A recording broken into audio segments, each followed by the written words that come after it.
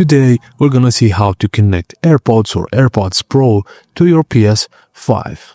Unfortunately, the PS5 doesn't support Bluetooth audio natively, but you can still connect your AirPods or AirPods Pro using a Bluetooth USB adapter.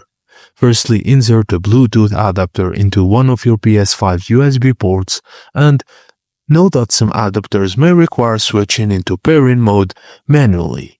Open the AirPods case lid, press and hold the round button on the back of the case. Keep holding it until the LED light starts flashing white. This means the AirPods are now pairing mode. Your Bluetooth adapter should also be pairing mode automatically. Wait for the AirPods and the adapter to pair.